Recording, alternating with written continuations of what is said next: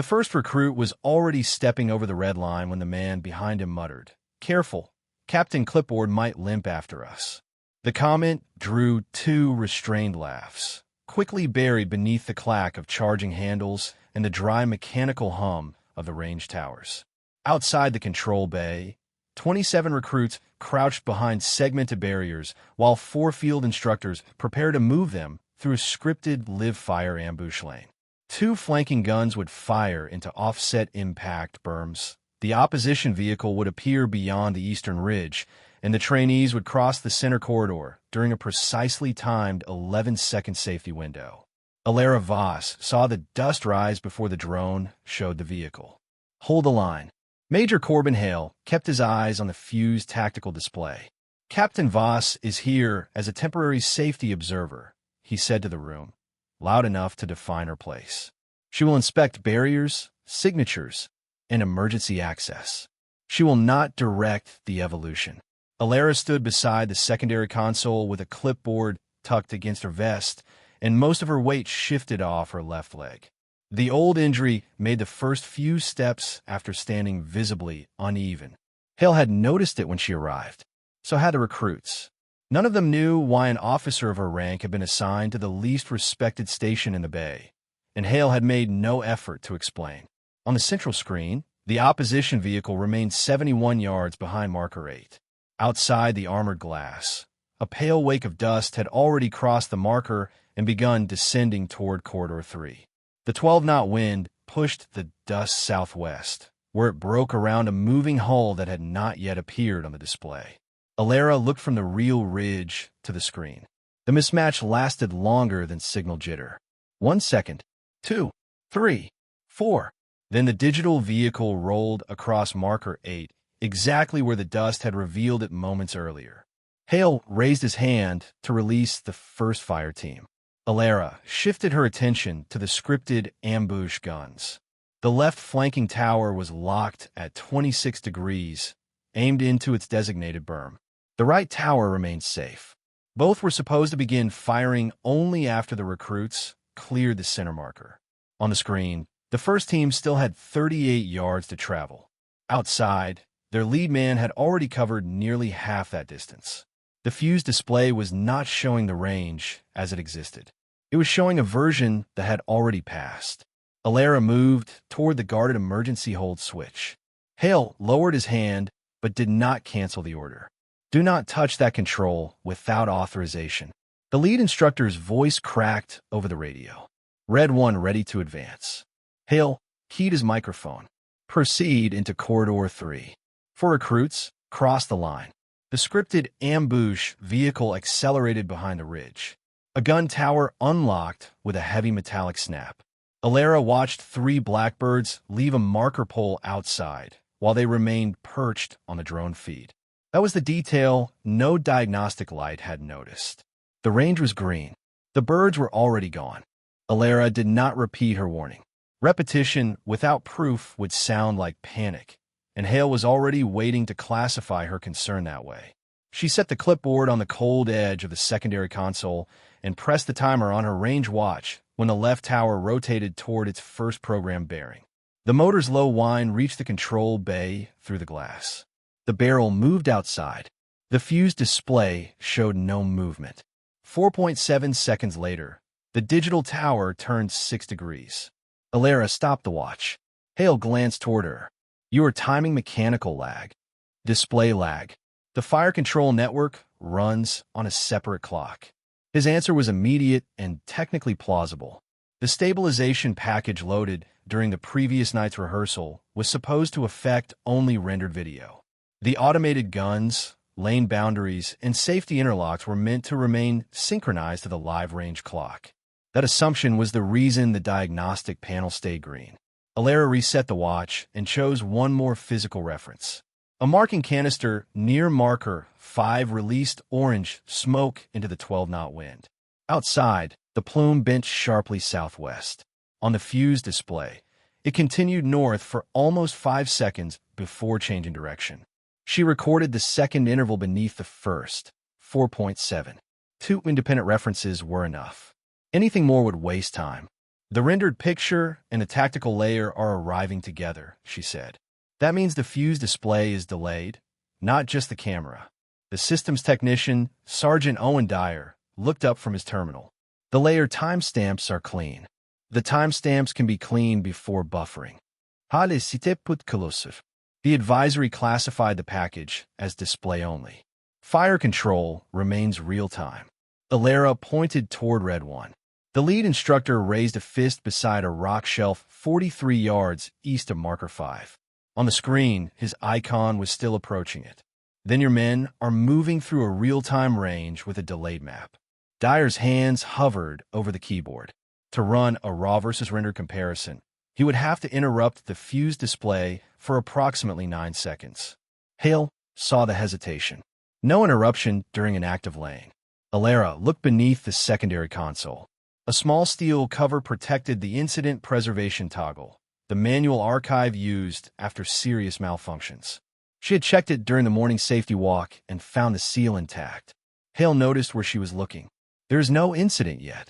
Outside, the opposition vehicle crossed the eastern ridge and entered the scripted ambush approach. On the screen, it remained behind Marker 8. Red 1 continued forward under the assumption that the vehicle had not yet reached firing position. The radio snapped with static. Control, Red 1. Distance to center marker, 31 yards. The fuse display placed them 48 yards away. The difference was not a bad estimate. It was the distance men could cover in 4.7 seconds. Alara wrote 31 at the bottom of the sheet, 27 recruits and 4 instructors. She did not count the program targets. She counted the people still capable of walking back across the red line. Run the comparison, she told Dyer quietly. Hale answered before the technician could. Negative. Alara looked through the glass as the first ambush gun began its live-fire sequence into the offset berm. The system believed the recruits were still outside the kill box.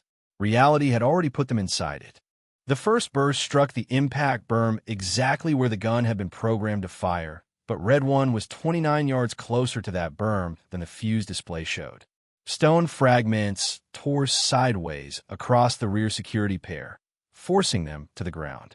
They reacted correctly, rifles controlled, spacing maintained, muzzles away from one another. Nothing about the team's discipline had failed. The truth guiding them had. Control, Red 1. The instructor called through broken static. Ambush initiated early. We are taking fragmentation from the west berm. Hale, check the fire control status. The gun clock showed correct. The tower bearing showed correct. The safety interlock reported no breach. Continue east. The fire lane remains contained. Alara watched the field instead of the panel. The opposition vehicle appeared at the lip of the ridge and fired its first blank cannon report. The concussion struck the observation windows a moment before the muzzle flash appeared on screen. Dust rolled through Corridor 3, carrying the bitter smell of propellant into the ventilation system.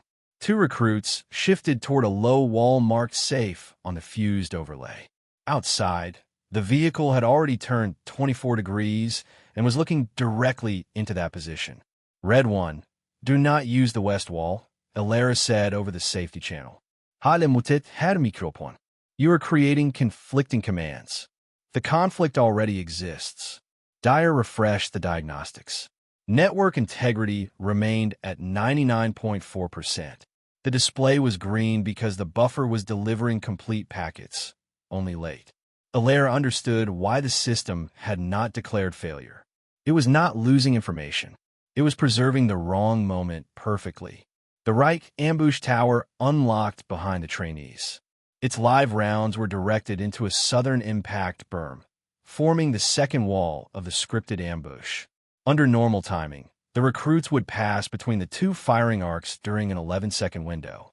With the fuse display 4.7 seconds behind, Hale was releasing them based on a window that had already begun to close. Red 1, move to Corridor 4, Hale ordered. You have 8 seconds before the next cycle. His calculation was not irrational.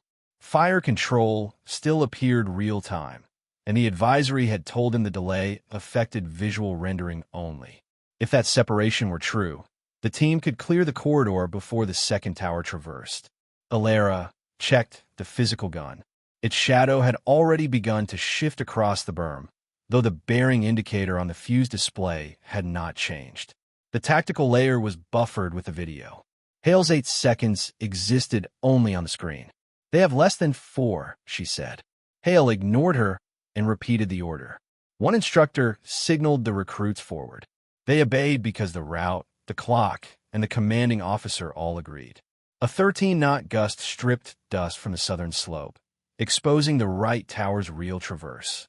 It was already 3 degrees into the next firing arc. Alara counted the personnel icons once more. 27 recruits. For instructors, 31. An old memory surfaced at the edge of her concentration. A green system light, a correct warning dismissed as non-critical. One name missing from the return manifest. She forced the memory down and looked at Dyer. Why is the tactical layer sharing the same delay as the rendered feed? Dyer stared at the configuration path on his terminal. For the first time, his face changed. The buffer had not been attached to the camera output. It had been attached upstream, before video, icons, and boundary data were fused. Every command in the room was being made from a battlefield 4.7 seconds old. Outside, the first team entered Corridor 4 as both ambush guns began closing the gap around them. Hale saw Dyer's expression and understood that the problem was larger than the advisory had claimed. He did not stop the range. Instead, he made the decision that would define everything afterward. Red 1, withdraw through Route C, he ordered. Move by teams. You have an 8.6-second margin before the adjacent lane cycles. Route C was the shortest path back to hard cover. According to the scheduler on Hale's private console, the neighboring gun line would not begin its sweep for another 8.6 seconds. If the recruits moved immediately, they could cross the 47-yard opening before the first round arrived. It was a narrow calculation, but not an impossible one. Alara looked through the observation glass. The neighboring gun line had already unlocked. Its drive motor produced a low rising note beneath the radio traffic. The fuse display showed the old scheduler state, delayed with everything else. Hale's margin had already lost 4.7 seconds before he spoke. Red 1 had less than 4 seconds to move 31 people across open ground. Negative. Route C is live. Hold your line. The sentence cut through the safety channel before Hale could mute it. Every head in the control bay turned. Hale removed her access from the central console and shut down her digital microphone.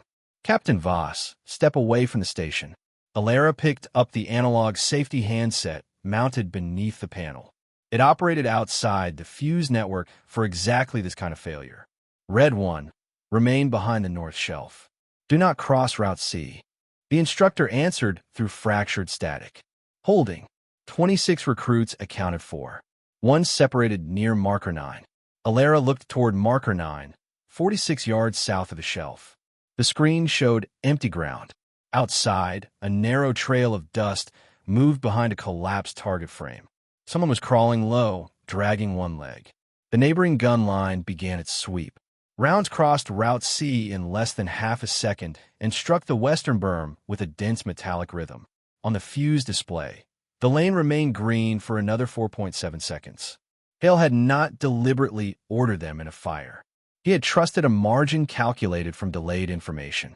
But he had also chosen to gamble after learning that the tactical layer was compromised. Recruit Mercer is separated, Alara said. Hale pointed toward the rear door.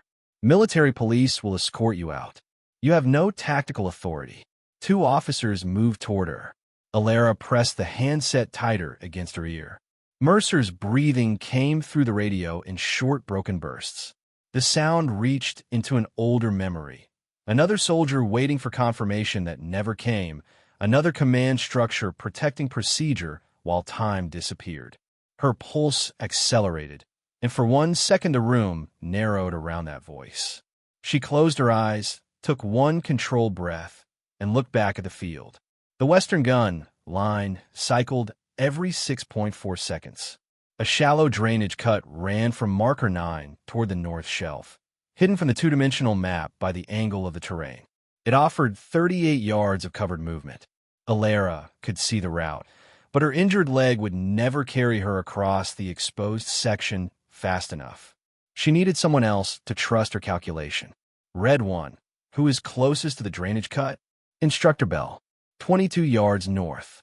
Bell had dismissed her first warning as heat shimmer. Now he had to decide whether to follow the officer Hale had just removed from command. Bell moves on my count, Alara said.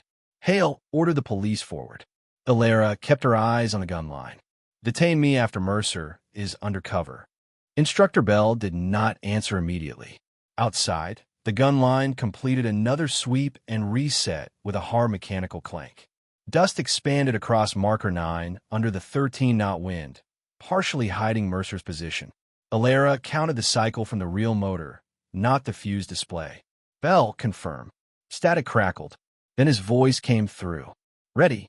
That single word shifted the rescue from Alara's theory into a shared decision. She placed the safety sheet against the console and reduced the problem to 3 numbers that mattered. The 4.7-second display delay, the 6.4-second gun cycle, and the 38-yard drainage cut. Everything else was secondary. Move when the next burst ends. Stay below grade. Do not use the screen. The gun line fired. Rounds crossed Route C and struck the berm. Move. Bell broke from cover and disappeared into the drainage cut. On Hale's screen, he remained behind the north shelf. Dyer watched both realities, then reached beneath the secondary console and lifted the steel cover over the incident preservation toggle. Hale saw him. Sergeant, do not archive an unconfirmed event. Dyer hesitated. Activating the archive would place his name on the record and preserve every command issued in the bay. It would also make him part of the investigation. Alara did not tell him what to do. She kept her attention on Bell. He reached Mercer in 7 seconds and pulled him below the cut as the tower began another traverse. The motor pitch rose earlier than the previous cycle. Alara recognized the change. The gun had entered a thermal compensation routine and advanced its reset by approximately 1 second. Hold position, she said. Bell stopped. The next burst tore through the open section he had been preparing to cross, showering the drainage cut with hot stone fragments. Mercer cried out over the radio. Alara's hand tightened around the handset, but her voice stayed level. Injury status? Lower leg. Conscious. Can move with support. 31 people remained alive. That was the only ledger she kept. Dyer looked at the archive, switched once more. Then he pulled it. A red indicator illuminated beneath the cover. Raw telemetry, rendered video, radio traffic, and console activity began writing to an isolated cache. Hale's face hardened. You were ordered not to interrupt operations. The archive does not interrupt operations, sir, Dyer said. It was the first time anyone in the room had contradicted him. Alara waited through the next 6.4-second cycle. The drainage cut led to a steel target frame that provided intermediate cover before the north shelf. Bell would have to move Mercer during the dust cloud created by the gun's impact. Next reset, take him to the frame. No farther. The burst ended. Bell lifted Mercer and covered the remaining distance. They reached the frame before the tower traversed back. Hale ordered Dyer to terminate the archive. Dyer turned to comply, then froze. A remote administrative command had appeared on his terminal, requesting deletion of the temporary cache before completion. Someone with higher system privileges was trying to purge the incident while it was still unfolding. Captain, Dyer said, the cache is being erased. Alara looked away from a field for the first time. Can you isolate it? If I break the network link, we lose the fuse display. The screen was already untrustworthy. The raw record was not. Do it. Dyer pulled the network bridge. The tactical displays went black across the room. Outside, the range remained real. Bell waited beside Mercer for Alara's final count. The control bay had lost its map, but for the first time no one could confuse the map with the ground. With the fuse displays dark, Hale ordered an immediate mechanical ceasefire across all lanes. The scripted ambush guns locked in place, and the neighboring gun line stopped at a 29-degree bearing. Warning horns rolled over Redstone Draw, deep enough to vibrate through the concrete floor. Alara waited for the motors to settle before sending Bell and Mercer across the final gap. Move to the shelf. 38 yards. Stay below the berm. Bell supported Mercer beneath one arm and guided him through the drainage cut. They reached the north shelf without another round fired. Red 1 confirmed the count through broken radio static. 27 recruits for instructors, 31 personnel alive. 1 lower leg injury. 1 shoulder laceration from stone fragments. No missing names. Only then did Alara lower the handset. The control bay smelled of hot circuitry, gun oil, and dust drawn through the ventilation vents. Hale stood between her and the exit. You countermanded lawful orders, seized the safety channel, directed field movement, and instructed a technician to sever the operational network. Yes, you endangered every active lane on this range. The range was already endangered. Hale's expression did not change. That determination is not yours to make. Military police stepped forward. Alara looked through the glass at the recruits still behind a shelf. The ceasefire had stopped the guns, but the opposition vehicle remained crewed 184 yards north, and the team still had to be extracted through terrain the digital map could no longer display. Alara could not lead them out herself. The pain in her left leg had intensified during the minutes at the console, and the descent to the field would cost more time than it saved. She handed the safety sheet to Instructor Bell over the analog channel and gave him the West Trench route, 237 yards below the tower's minimum depression angle, 7-yard spacing, instructors at the front and rear. Bell repeated the route back to her. The man who had dismissed her warning now became responsible for executing the final movement. "Take them home," she said. Hale ordered the police to restrain her. Cold metal closed around her wrists while Bell moved the column through the trench.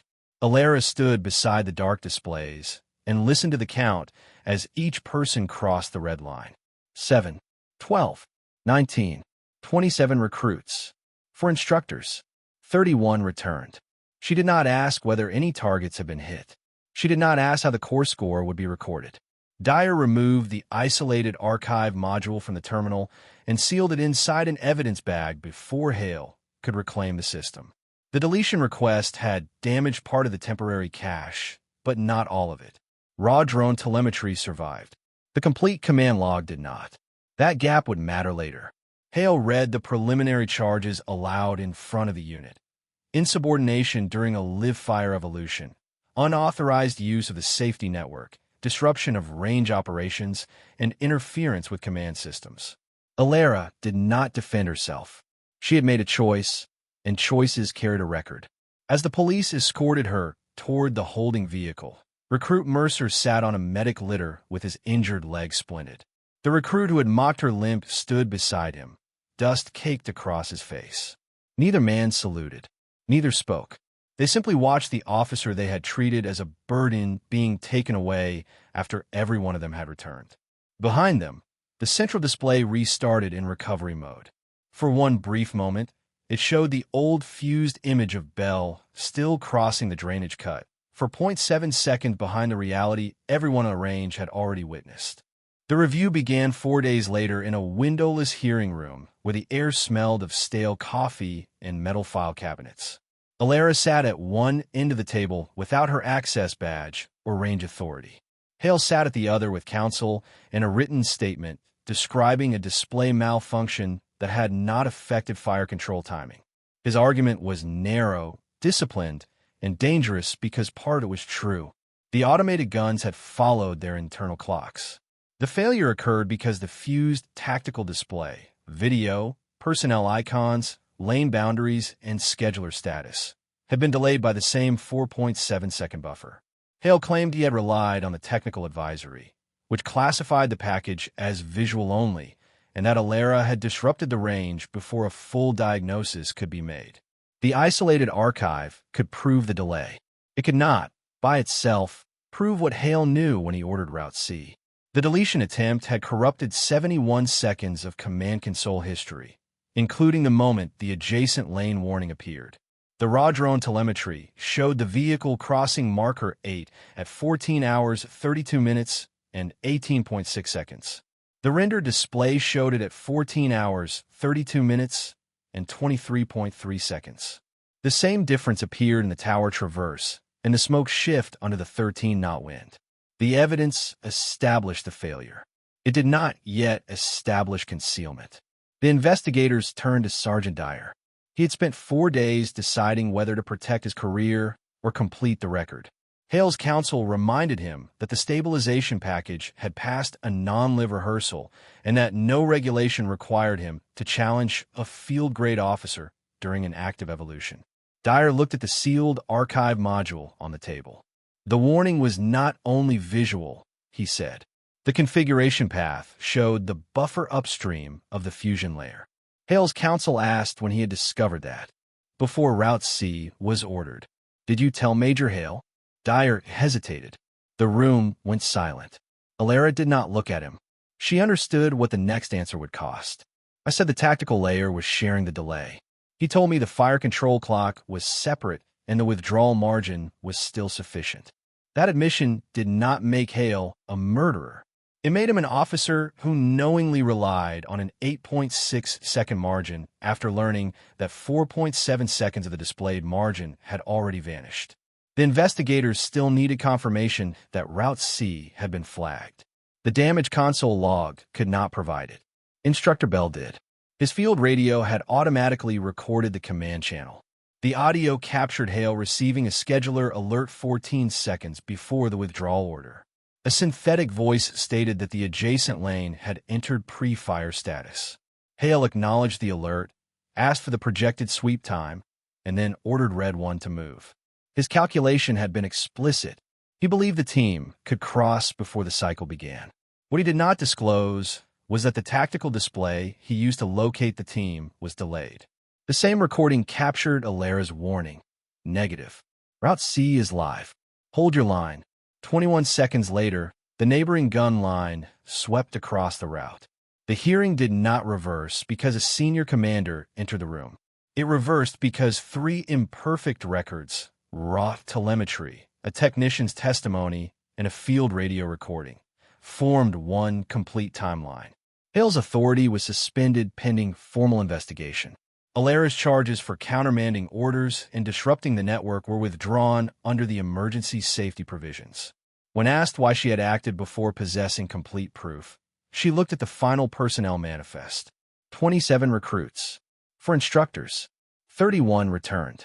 "Because proof can be completed after the range is cold," she said. "Casualty list cannot." 7 weeks after the hearing, Alara returned to Redstone Draw as a member of the temporary live fire verification board. She had not received command of the range, and she had declined a public commendation ceremony. What she accepted instead was a narrower authority with more lasting value. Every future safety hold had to receive a written technical response before training could resume, regardless of the rank of the person who raised it. The board rebuilt the procedure around the failure that nearly trapped 31 people inside the scripted ambush lane. Drone feeds now displayed measured latency in real time. Raw telemetry was stored independently from rendered video. Tactical overlays could not inherit a stabilization buffer without generating a hard stop. No single officer could suppress synchronization warnings. Any attempt to delete an incident cache automatically created a duplicate outside the local command network. Alara insisted on one more rule. A warning based on physical evidence could pause a lane for 90 seconds without prior authorization. The person raising it could be questioned afterward. The warning itself could not be silenced first. During the first instructor course under the revised system, she led a small group to Corridor 3 before sunrise. No rifles were issued. The drone remained grounded. She asked the instructors to study the slope, the dust along the berm, the angle of smoke from a marker canister, and the delay between a tower motor and the first visible movement of its barrel. Instructor Bell stood among them, now assigned to help teach field verification. Sergeant Dyer operated the new telemetry station. Neither man was presented as a hero. Both had acted late, but they had acted before silence became permanent. Recruit Mercer, still wearing a support brace beneath his trousers, attended the lesson as an observer. The recruit who had mocked Alara's limp arrived, carrying the original safety sheet, now sealed inside a clear training sleeve. He placed it on the table beside her without explanation. 31 was still written at the bottom, underlined once.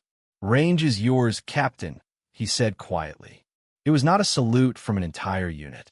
It was an acknowledgement from one soldier who now understood what he had failed to see. Alara nodded and opened the incident file for the class. She did not begin with Hale's name or the hearing result. She began with the birds. On the morning of the failure, the blackbirds had left marker 8 4.7 seconds before the screen showed them moving. Every instrument in the control bay had remained green. The living environment had issued the first warning.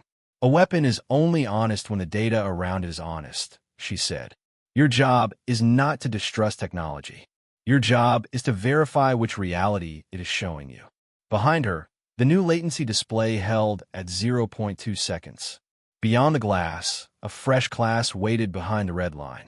The lane did not open until an armory clerk at the rear station questioned a timestamp that looked wrong. No one laughed. The instructor stopped, checked it, and answered him in writing before the exercise continued. Alara watched the process work exactly as intended. The reward was not that everyone finally knew her name. It was that the next person who noticed danger would not have to become a defendant before being heard. The file remained open. The class began. If you respect the silent courage of these undercover heroes, please hit the like button and subscribe. This story is a fictional military narrative created for entertainment and educational purposes. Any resemblance to real events is purely coincidental.